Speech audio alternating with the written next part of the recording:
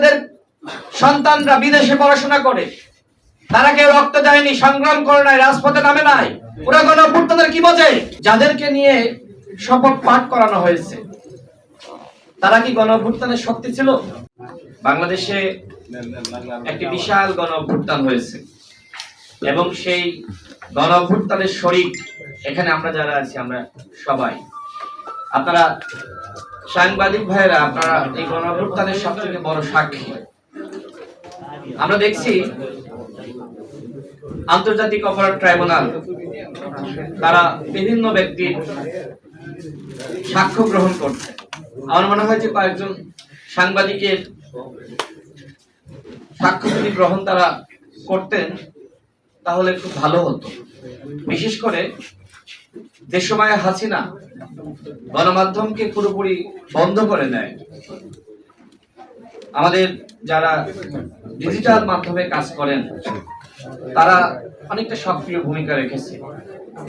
যারা টেলিভিশন ক্যামেরায় কাজ করেন আমরা দেখেছি তারা যে সংবাদ টেলিভিশনে প্রচার করতে পারে নানান ভাবে তাদের কাছে পাঠিয়েছে, এবং যাদের ফেসবুক বড় পেজ রয়েছে, ইউটিউব চ্যানেল রয়েছে তাদেরকে পাঠিয়েছে।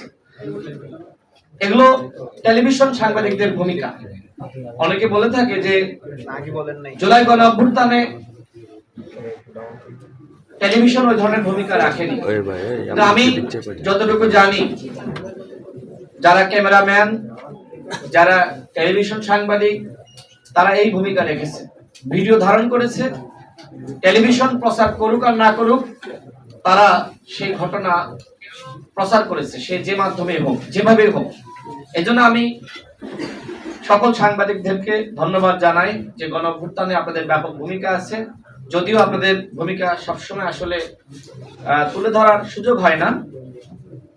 আমি আপনাদেরকে শুভেচ্ছা জানাই যে গণঅভ্যুত্থানে আপনাদের ব্যাপক ভূমিকা আছে। আমরা যে ভিডিওগুলো দেখেছি গণঅভ্যুত্থানের সময়, আবু সাইদ বলছে পানি লাগবে পানি,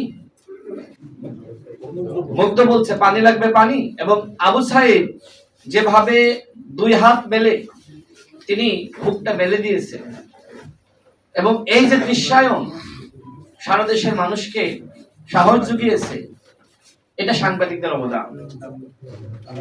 সাংবাদিকরা আমাদের সাহস জুগিয়েছে, শক্তি জুগিয়েছে, এবং গণঅভ্যুত্থানের সমস্ত চিত্র তারা জাতির সামনে তুলে ধরেছে। পুরো জাতিকে তারা উৎসাহ জুগিয়েছে এবং আন্দোলন করার ব্যাপারে আগ্রহ সৃষ্টি করেছে। প্রিয় সাংবাদিক ভাইরা, একটি গণঅভ্যুত্থান হয়েছে, কিন্তু ফ্যাসিবাদের চেহারার কোনো পরিবর্তন হয়েছে? আমার আগে যিনি বক্তব্য রাখলেন তিনি বললেন এখনো পর্যন্ত চাঁদাবাজি চলছে, দখলদারিত্ব চলছে, এখনো পর্যন্ত অরাজকতা চলছে, ভয় চলছে। গ্রামগঞ্জে আরো বেশি এই ধরনের সমস্যাগুলো লক্ষ্য করা যাচ্ছে। তো এইভাবে তো আসলে একটি দেশের পরিবর্তন হয় না।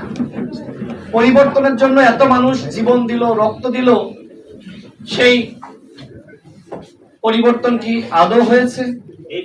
তাহলে প্রায় 2000 মানুষ শহীদ হলো, রক্ত দিল, 30,000 আহত যোদ্ধা,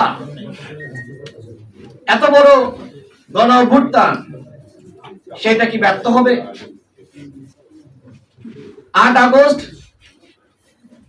যাদেরকে নিয়ে শপথ পাঠ করানো হয়েছে তারা কি গণঅভ্যুত্থানের শক্তি ছিল? আমাদের তরুণরা, যুবারা রক্ত দিল, সংগ্রাম করলো, অথচ কয়েকজন এনজিও ব্যক্তিত্বকে উপদেষ্টা বানিয়ে দেওয়া হলো। কারা বানালো? আপনারা নিশ্চয়ই দেখেছেন যে সাবেক উপদেষ্টা নাহিদ ইসলাম তিনি কয়েকটি গণমাধ্যমে সাক্ষাৎকার দিয়েছেন। যাদের উপর বিশ্বাস রেখেছিলাম, বিশ্বাস করে ভুল করেছি, তারা জাতির সাথে গাদ্দারি করেছে। আমার প্রশ্ন হলো, আমরা সেই সময় বারবার বলছিলাম উপদেষ্টা পরিষদের সংস্কার করেন। এই উপদেষ্টা পরিষদের মাধ্যমে কোনো সংস্কার রাষ্ট্রের হবে না। এই উপদেষ্টাদের সন্তানরা বিদেশে পড়াশোনা করে, তারা কেউ রক্ত দেয়নি, সংগ্রাম করে নাই, রাজপথে নামে নাই। ওরা গণঅভ্যুত্থানের কি বোঝে? আমরা বলেছিলাম, আমাদের কথা শোনা হয়নি। সেই সময় নাহিদ ইসলামদের পক্ষ থেকে আমাদেরকে নানান সমালোচনা করা হয়েছে। নাহিদ ইসলাম মানে শুধু নাহিদ ইসলাম না, তার সার্কেলে যারা রয়েছে তারা